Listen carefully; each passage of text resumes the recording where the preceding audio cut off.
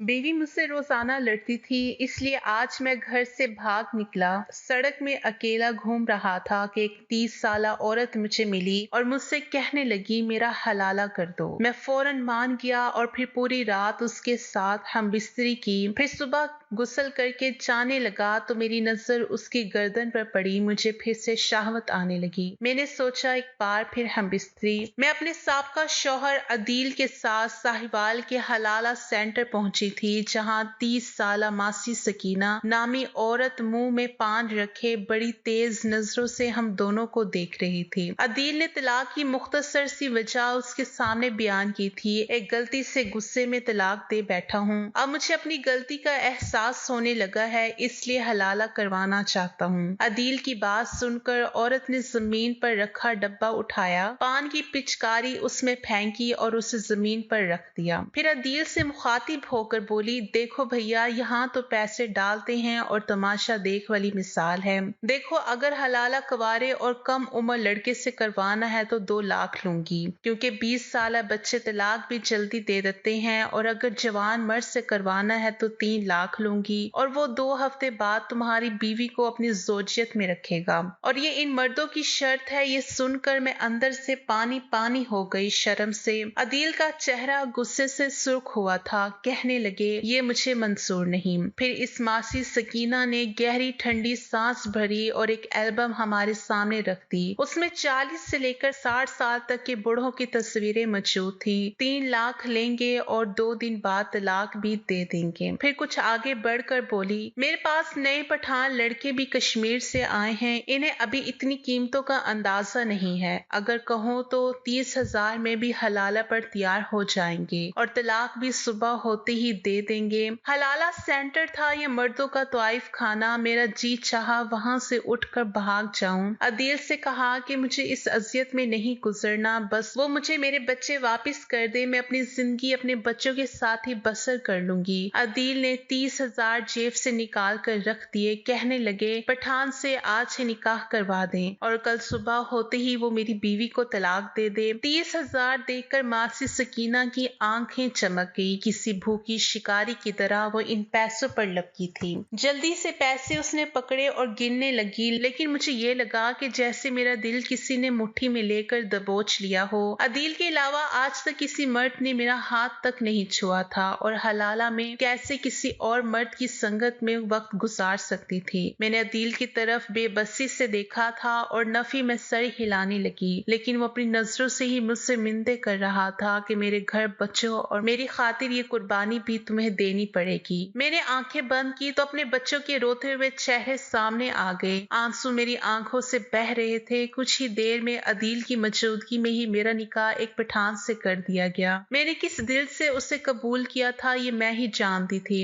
हलाला centre के बराबर में ही एक कम कीमत होटल भी मौजूद था, जहां मुझे हलाला के नाम पर एक रात गुजारनी थी। वहीं मासी सकीना मुझे कमरे में ले गई और मुझे वहां बिठाकर वापस चली गई। मैं ये सोच रही थी, क्या सच में ये मेरी आखिरी आजमाइश है या मजीद आजमाइशों की शुरुआत होने वाली है। औरत है क्यों आजमाइशों की भट्टी में हर बार जलती है। बेटी के पैदा होते ही उसे पराया धन कह दिया जाता है। मायके में माँ बेटी की परवरिश करते हुए यही कहती है, ये तेरा घर नहीं है, तेरा घर तो तेरे ससुराल में है। और ससुराल में सब कहते हैं, ये तेरा घर नहीं जो तेरी मनमानी चलेगी। हमारा है, इसलिए हमारी मान शोहर की मान के चल शोहर के जाती मकान में रहते हुए भी वो समझती है कि ये मेरा घर है। इसलिए उस घर को सजाने संवारने में खुद को भूल जाती है। लेकिन मर्द के 3 जुमले उसे इस घर से बेदखल कर देते हैं। उसे समझा देते हैं कि ये घर भी इसका नहीं है, जिसे वो अब तक अपना समझती आ रही थी। जिस रिश्ते की खातिर वो हर तकलीफ को सह रही थी, वो एक लफ्जों की कच्ची डोर से टूटने वाला निहायत ही नाजुक सा बंधन होता है।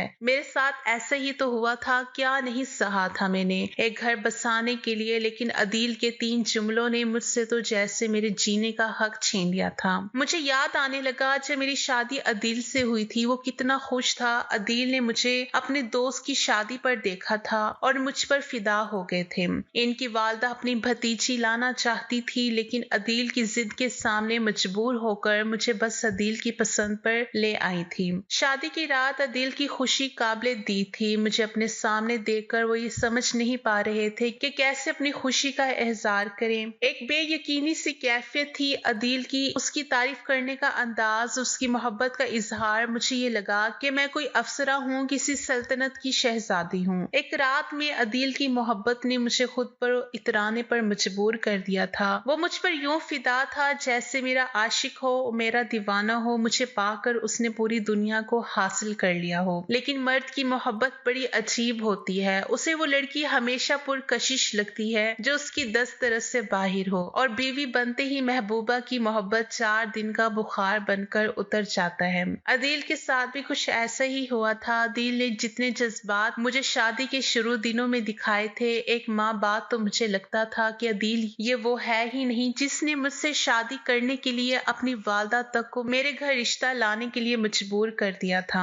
या शायद अदील की वालदा ने मुझसे अदील की शादी इसी शर्त पर की थी कि कल को अदील इनके रवैये की कभी शिकायत नहीं करेगा। वो जो चाहे रवैया मेरे साथ रखें, वो मेरी हमायत कभी नहीं लेगा। मेरे लिए अदील से शादी एक अरेंज मैरिज थी। शादी के बाद ही मुझे मालूम हुआ कि अदील ने अपनी वालदा की मर्जी के खिलाफ मुझे अपनाया है। मेरी सास का रवैया मेरे साथ शुरू दिन से ही अच्छा ना था। फिर इनकी वो भतीजी भी बार बार हमारे घर आती और मुझे नफरत से देखती थी। मेरी सास ने मेरा जीना मुश्किल कर रखा था, मुझे एक पल आराम और सुकून से रहने नहीं देती थी। अदील की मोहब्बत बस 1 महीना ही अरूज पर थी। इसके बाद तो जैसे मैं उसके लिए बस एक आम सी बीवी थी। उनकी वालदा मुझे अदील के सामने जलील करके रख देती थी, लेकिन अदील की जुबान पर एक लफ्ज नहीं आता था। वो कुछ नहीं कहता था कि इसकी वालदा का मुझसे क्या रवैया है, बस उनसे नजरें चुरा जाता। चंद माह बाद मैं हामला हो गई। अदील बहुत खुश था, लेकिन मेरी सास की आंखों में मेरे लिए नफरत की शिद्दत और भी बढ़ गई थी। डॉक्टर ने मुझसे कहा कि तुम कमजोर हो, इसलिए ज्यादा काम काज मत करना और अपना ख्याल रखना, लेकिन मेरी सास ने तो मुझ पर काम का बोझ और बढ़ा दिया था। एक दिन मैं कपड़े धोकर सहन में फैलाने लगी तो मेरी सास कहने लगी, बाल्टी उठाओ और ऊपर छत पर जाकर कपड़े डाल कर आओ। मैंने कहा कि मुझे डॉक्टर ने ये सब काम करने से मना किया है। तो वो कहने लगी, क्यों, तुम अनोखा बच्चा पैदा कर रही हो, हमने भी बच्चे पैदा किए हैं, सारे काम हम किया करते थे। ऐसे भी क्या तुम नाजुक मिजाज हो कि जरा सी सीढ़ियां चढ़ोगी तो मर जाओगी, या तुम्हारा लाल कोई अनोखा है जो खत्म हो जाएगा। मैं उन्हें हैरानगी से देखती रह गई। कैसी औरत थी, कैसे मुंह भर कर उसने अपने ही बेटे की औलाद के बारे में ये सब कुछ कह दिया था। मेरा तो दिल ही दहल सा गया था। मेरा बच्चा अभी दुनिया में नहीं आया था और वो उसके लिए क्या क्या बोले जा रही थी। मैं इनकार की गुंजाइश नहीं रखती थी, इसलिए कपड़ों की बाल्टी उठाई और हर कदम पर बिस्मिल्लाह पढ़ती ऊपर चढ़ गई। दिल में यही दुआ थी कि ऐ अल्लाह, ये औलाद तूने ही मुझे दी है, इसलिए इसकी हिफाजत भी तू ही करना। लेकिन मेरी सास जानबूझकर मुझसे ऐसे काम करवाती जिससे हमल जाया हो जाने के चांसेस ज्यादा होते। एक बार मेरी सास ने मुझे एक पुड़िया दी, कहने लगी, ये खा लो, तुम्हारा बच्चा बहुत खूबसूरत होगा। मैं इन पर जरा भी शक ना करती। अगर इन्हें मेरे बच्चे होने की खुशी होती या इनका रवैया मेरे साथ अच्छा होता, लेकिन जैसा अब तक इनका रवैया मेरे साथ था, मेरा दिल शक में पड़ चुका था। लेकिन अदील भी सामने बैठे थे, कहने लगे, खाओ इससे राफिया। मैं दिल ही दिल में डर रही थी, लेकिन मेरा रब जानता था कि मैं बेबस थी, इसलिए मैंने वो पुड़िया खा ली। मेरी सास के चेहरे पर इतनी खुशी थी कि जैसे वो अपने किसी गलत इरादे में कामयाब हो गई हो। लेकिन ठीक ही कहते हैं, जिस रूह ने दुनिया में आना होता है वो आकर ही रहती है। मेरी सास ने लाख कोशिशें की, मगर अल्लाह ने मुझे बहुत ही प्यारे बेटे से नवाजा था। आहिस्ता आहिस्ता वक्त आगे बढ़ने लगा। मेरी सास की भतीजी की भी शादी हो गई। मेरी सास का रवैया मेरे साथ ठीक कभी नहीं हुआ। मुझे अल्लाह ने 4 बच्चों से नवाज दिया था। आखिरी वक्त में सास को अपनी गलती का एहसास हुआ जब इन्हें मालूम हो चुका कि वो अब नहीं बचेंगे। मेरी शादी के 15 साल बीत चुके थे। 15 साल मेरी सास ने मुझे कभी अपने शौहर से ढंग से बात करने का मौका नहीं दिया था। रात देर तक वो मुझसे अपने पांव दुबवाती रहती। जब अदील सो जाते और मेरी आंखें भी बंद होने लगती, मैं नींद और थकन से बेहाल सी हो जाती थी। फिर वो मुझे मेरे कमरे में जाने की इजाजत देती। बच्चों के बाद तो जैसे मेरी जिंदगी किसी मशीन की मानद हो चुकी थी। और फिर सास की बीमारी अरसा तक पकड़ती गई, यहाँ तक कि वो बिस्तर से जा लगी। अपने आखिरी वक्त पर मुझसे माफिया मांगने लगी कि मुझे माफ कर दो, मैंने तुम्हारे साथ अच्छा नहीं किया। लेकिन न जाने क्यों मुझे आज उन पर तरस नहीं आ रहा था, क्योंकि उस औरत ने पिछले 15 साल मुझ पर रहम नहीं खाया था और रो रो कर मैं खुद ही अपने आंसू पोंछ लेती थी। कभी दिल से शिकवा करती भी तो कहते मेरी खातिर अम्मा की बातें सुन लिया करो, और क्या फर्क पड़ता है, मैं अभी तो तुम्हें इतना चाहता हूँ, तुम्हें पाने की खातिर मैंने अपनी माँ से जिद की थी, थोड़ा सा अम्मी का रवैया सह लिया करो। मैं दिल को हैरानगी से देखती रह जाती कि मोहब्बत अदील ने मुझसे की, उसकी वालदा ने बदला मुझसे क्यों लिया। सास को जुल्म करते वक्त यह एहसास क्यों नहीं होता कि आने वाली बहू का कसूर क्या था, जिससे वो न जाने किस बात के बदले लेना अपना फर्ज समझती है।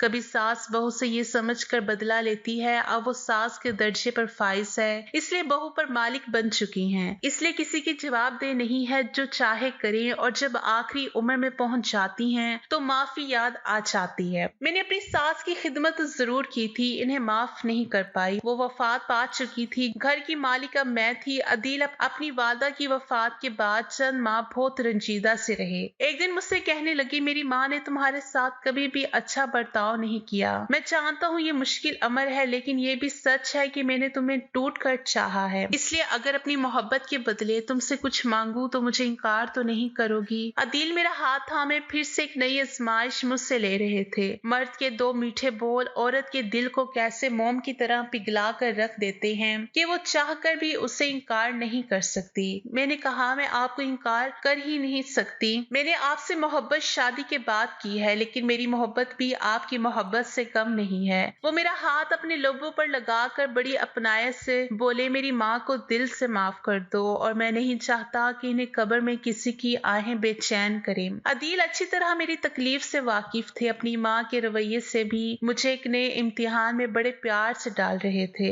मेरे हाथ उनके हाथ में थे, बड़ी मोहब्बत से वो मुझसे मांग रहे थे। मुझे लगा 15 साल की मिली अजियत अदील की सपनायत के आगे शायद कम थी। मैंने अदील से इनकार नहीं किया। मैंने कहा कि मैंने अपनी सास की हर ज्यादती को दिल से माफ कर दिया। मेरी तरह ज्यादातर औरतें शायद ऐसा ही करती हैं, लेकिन ये सिलसिला तो शायद ना खत्म होने वाला था। अदील की नौकरी छूट गई थी, वो सिगरेट पीने लगे थे, मुझसे उनकी परेशानी देखी नहीं जाती थी, इसलिए मैंने अपना सारा जेवर लाकर अदील के सामने रख दिया। मैंने कहा, आप नौकरी छोड़कर कारोबार शुरू कर लें। मेरे जेवरात देखकर वो कहने लगे, मैं बेगैरत नहीं हूँ कि बीवी के जेवरात बेचूं। मैंने कहा, अदील हम एक दूसरे के दुख सुख के साथी हैं, आपकी परेशानी मेरी भी परेशानी है। आप अपना कारोबार शुरू करें, जब हालात अच्छे हो जाएंगे तो मुझे नया जेवर बनवा दीजिएगा। अदील ने जेवर बेचकर कारोबार शुरू कर दिया। मैंने हर तंगी हंसकर अदील के साथ गुजारी थी। कई बार ऐसा होता था, बच्चों और अदील को खाना खिलाने के बाद खाने को कुछ नहीं बचता था। अदील कम खर्चा घर पर लाते थे, मैं पानी पीकर अपना पेट भर लेती थी। खाली पेट बेशक मुझे दुआइयां देता था, लेकिन दिल मुतमईन था। मेरे शोहर और बच्चे पेट भरकर खाते थे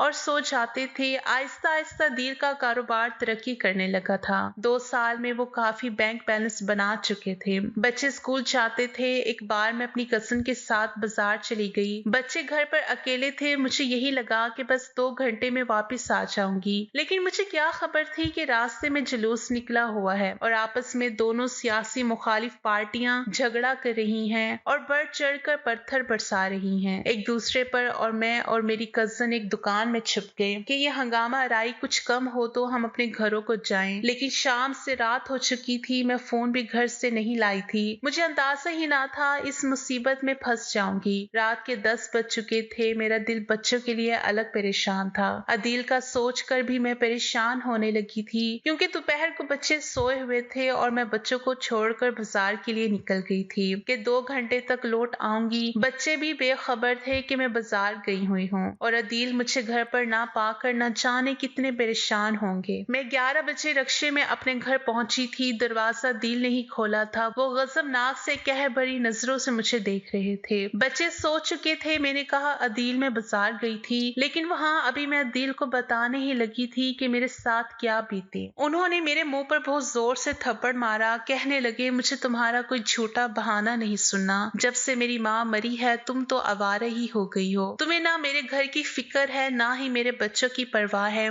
कि वो तुम्हारे पीछे से भूखे रो रहे होंगे। मैं घर पहुंचूं और तुम्हें ना पाकर मेरा क्या हाल होगा। बस तुम्हें तुम्हें अपनी अय्याशियों की परवाह है। वो मेरी कोई भी बात सुनने को तैयार ना थे। इन्हें लगा मैं दोस्तों के साथ बाजारों में घूमने के लिए गई थी। मैंने कहा, अदील मैं 2 घंटे में ही वापस आ जाती, लेकिन बाजार में हादसा हो गया था। लेकिन वो इतने गुस्से में थे कि मेरी कोई भी वजाहत सुनने को तैयार ना थे। कहने लगे, दफा हो जा, मेरे घर से जाओ, अपनी सहेलियों के साथ रहो, जिनकी संगत की खातिर ना तुम्हें मेरे घर में मेरे बच्चों की परवाह है, ना मेरी फिक्र है। रात के 11 बज रही हैं और अदील मुझे घर के अंदर आने नहीं दे रहे थे। बाहर की तरफ धकेलने लगे। मैं रोने लगी कि अदील मुझे अंदर आने दें, मैं कहाँ जाऊंगी इस वक्त। वो बोले, जहाँ से आई हो वहीं चली जाओ। मैंने कहा, अदील मुझे घर के अंदर आने दें। पागल तो नहीं हो गए आप? क्यों गली में मेरा तमाशा बना रहे हैं? आसपास के घरों की खिड़कियों से लोग झांक कर देखने लगे थे। मुझे नहीं मालूम था कि मेरी इतनी सी बात पर अदील यूं भड़क उठेंगे। कहने लगे, तुम्हें मुझसे बात करने की तमीज नहीं है? तुम मुझे पागल कह रही हो? ये इज्जत है तुम्हारी नजर में मेरी? मैं बताता हूँ तुम्हें कि पागलपन किससे कहते हैं। मैं अपने पूरे होश आवाज में तुम्हें तलाक देता हूँ, और ये अल्फाज थे या मेरे लिए मौत का पैगाम। अदील ने मुझे 3 बार तलाक दे दी थी। मेरा सर बुरी तरह से चकरा गया था। मैं वहीं गिरकर बेहोश हो गई। इतनी बड़ी बात वो कैसे मुझसे कर सकते थे, लेकिन ये हो चुका था। मुझे जब होश आया तो मैं अपने कमरे में लेटी थी, लेकिन अदील मेरे पास नहीं थे। मोहल्ले की चंद औरतें भी थी, मुझे होश में देखकर मेरे पास बैठ गईं। कहने लगी, बहुत बुरा हुआ जो कुछ भी हुआ, लेकिन तुम्हें भी अपने घर बच्चों का सोचना चाहिए था। अब तो खैर पानी ही सर से ऊपर हो चुका है। मैं तो किसी पत्थर के मुजस्मे की तरह गुमसुम-सी हो गई थी। जिंदगी के 16 साल मैंने अदील की ही मानी थी। कब मैं उनके खिलाफ चली थी? बस आज पहली बार ही बाजार गई थी। पहली बार मुझसे गलती हो गई थी। मुझे अदील को फोन करना चाहिए था, इन्हें बता देना चाहिए था, लेकिन मुझे ये नहीं मालूम था कि औरत की एक गलती भी मर्द को काबिल कबूल नहीं होती। वो औरत की सारी कुर्बानियों को फरामोश कर देता है, बस इसकी एक गलती को याद रखता है। कितनी बड़ी सजा मुझे अदील दे चुका था। मेरी पत्थर आंखों से आंसू बहने लगे थे। कुछ ही देर में मेरे भाई वहां पहुंच गए। मुझे कमरे के बाहर लड़ने झगड़ने की आवाज आने लगी थी। मेरे भाई अदील को बुरा भला कह रहे थे, लेकिन मुझे अदील के जवाब में कोई आवाज नहीं आई थी। फिर वो मेरे कमरे में आ गए। भाई काफी गुस्से में थे। मुझसे कहने लगे, चलो हमारे साथ। मैं उठकर भाई के साथ लगकर रोने लगी। मैंने कहा, भाई मेरा घर बर्बाद हो गया। अदील ने मेरी एक भी बात नहीं सुनी। मैंने जानबूझकर देर नहीं लगाई थी। मैं जुलूस और हंगामा आराई की वजह से फंस गई थी।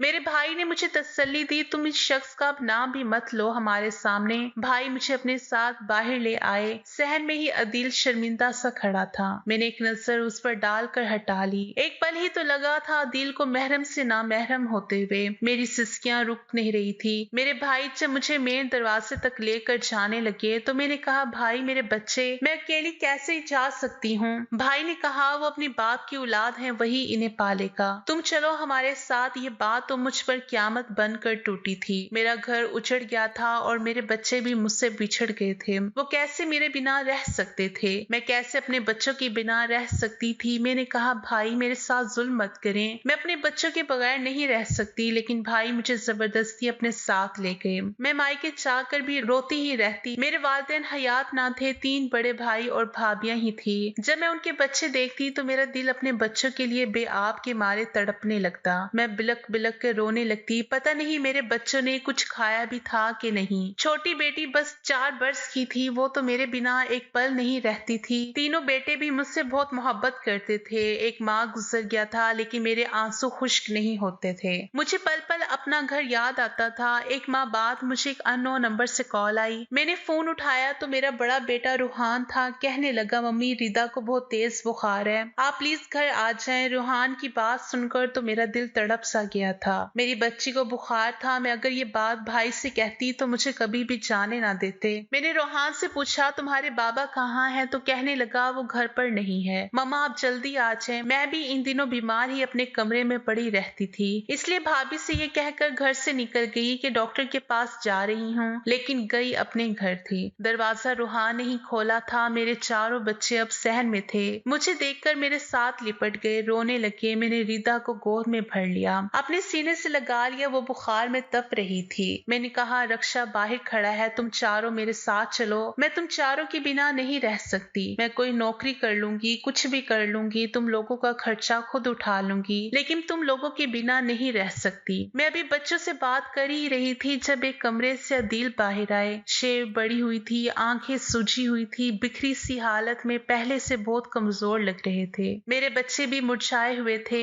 अदील को देखकर मैं चुप सी हो गई। बेशक मेरा इनसे शरीक कोई रिश्ता ना था, लेकिन मेरा दिल तो इन्हीं के नाम पर धड़कता था। हमारा साथ 16 साल का था, कोई छोटी बात तो नहीं थी।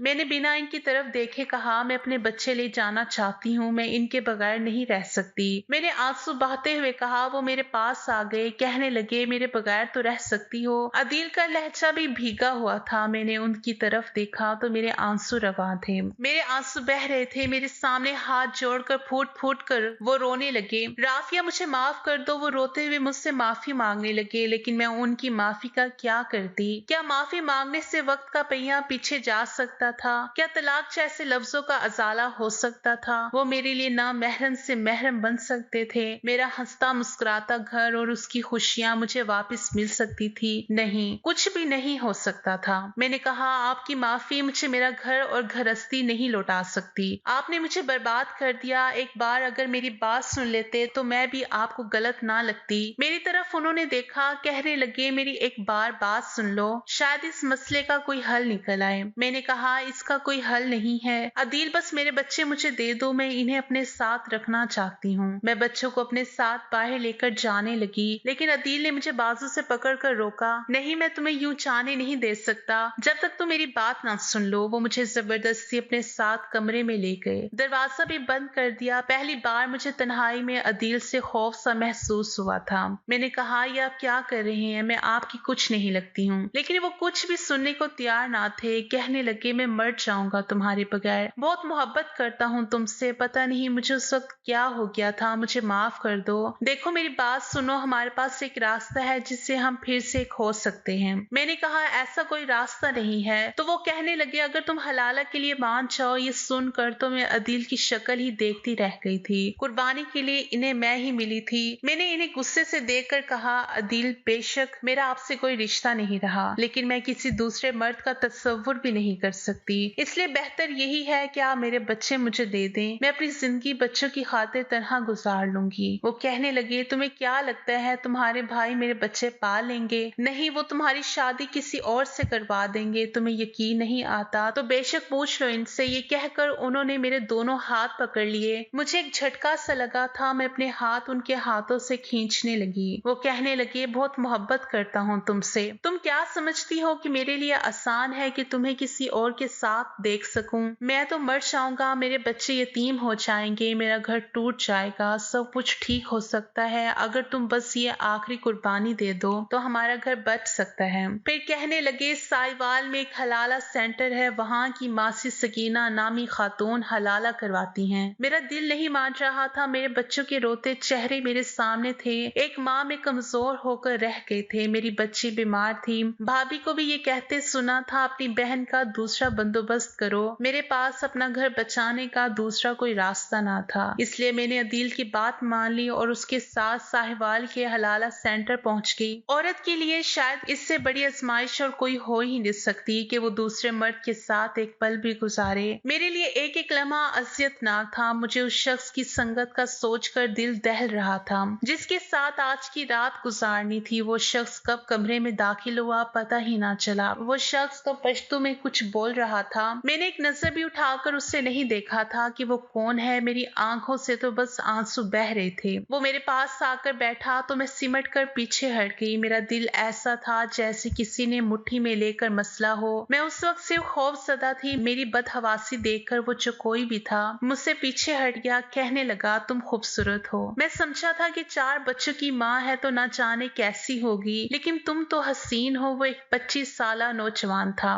पठान था और खूबसूरत भी था। मुझसे कहने लगा, मैं तो ये काम सवाब की नियत से कर रहा हूँ, चलो तुम्हारा घर बस जाएगा। लेकिन तुम्हारे शौहर ने तुम्हें तलाक क्यों दिया? तुम तो अच्छा खासा प्यारा है, गोरा भी है, मेरी ये हालत ही दिल निकल कर बाहर ही आ जाएगा। उसने मेरा हाथ इस बार बड़ी मजबूती से थामा था, लेकिन मुझे लगा मेरी रूह फना हो जाएगी। मैं उससे अपना हाथ छुड़वा रही थी, वो कहने लगा कि तुम ऐसा करेगा तो हलाला कैसे होगा। देखो, हम तुम्हारा शौहर हूँ, एक दिन का ही सही, लेकिन हूँ तो शौहर ही। मैंने एक बार भी उसके चेहरे की जानिब गौर से नहीं देखा था। मेरी वो रात मेरे लिए किसी अज़ियत से कम ना थी। हालांकि उस शख्स ने मेरे साथ बहुत नरमी वाला मामला किया था, मुझे मुफ्त का माल समझकर इस्तेमाल नहीं किया। ऐसा ही रवैया किया जैसे मैं उसकी बीवी हूँ। सुबह होते ही मुझे इस कमरे से बाहर निकलने का इंतजार था, लेकिन वो नौजवान अचानक क्यों मुझे देखे जा रहा था। उसकी नजरें मेरी जान निकाले हुए थी। मैं कमरे से बाहर जाने लगी तो कहने लगा, सुनो बात, मैं तुम्हें छोड़ नहीं सकता, हमारे पठानों में तलाक नहीं दी जाती। तुम अब हमारी गैरत हो। इसकी बात सुनकर तो मेरे होश ही उड़ गए। मैंने उसे हैरत से देखा था। मैंने कहा, मेरे शौहर ने मासी सकीना से बात की थी, मैं तुम्हारे साथ रहना नहीं चाहती। कहने लगा, मासी सकीना कौन होता है बात तय करने वाला? मुझे तुम पसंद आ गया है, हम खुश हैं। तुमने भी हमसे रजामंदी से निकाह किया है, फिर हलाला ऐसा नहीं होता जैसे सकीना कहती है। वो सब जना के जमरे में आता है। मैंने एक मौलवी को कहते हुए सुना था कि अगर हलाला की नीयत से निकाह करके ताल्लुक कायम करो तो वो जना है। मैंने तुम्हें बीवी समझकर निकाह किया था, तो मुझे भी पसंद आ गया है, इसलिए हम तुमको तलाक नहीं देगा। मुझे लगा मैं चकरा कर गिर जाऊंगी। मैं उसके सामने रोने लगी थी कि मेरे छोटे छोटे बच्चे हैं, लेकिन वो शख्स कहने लगा, वो तुम्हारे शौहर का मसला है। अब तुम पठान की बीवी है और हमारी बीवी हमारी गैरत होता है। हम तो मर्द चाहता है या मार डालता है, अपनी गैरत को नहीं छोड़ता। ऐसा ही हुआ था। अदील ने जब इस शख्स का गिरेबान पकड़कर उसे गुस्से से कहा कि तुम मेरी बीवी को अभी के अभी तलाक दे दो। उसने अपनी जेब से पिस्तौल निकाली, कहने लगा, तुझे जान से मार डालूंगा अगर अब मेरी बीवी को अपनी बीवी कहा तो।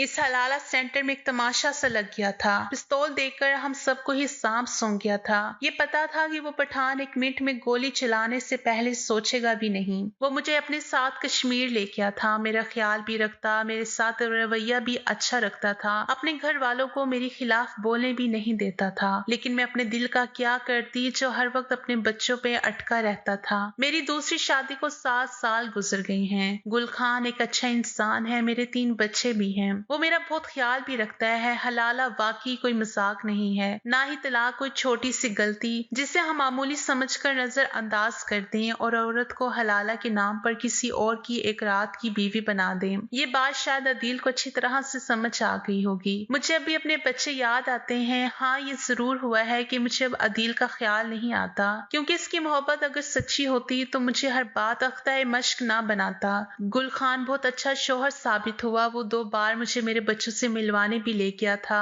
भाई भाभी भी एक बार हमारे घर आए थे, इन्हें भी गुल खान बहुत अच्छा लगा था। लेकिन मेरे और गुल खान के 3 बच्चे होने के बावजूद मुझे मेरे 4 बच्चे बहुत याद आते हैं जो अदील के पास हैं। तो नाज़रीन, वीडियो अच्छी लगी तो लाइक कीजिए और अपने दोस्तों के साथ शेयर कीजिए। शुक्रिया। अल्लाह हाफिज।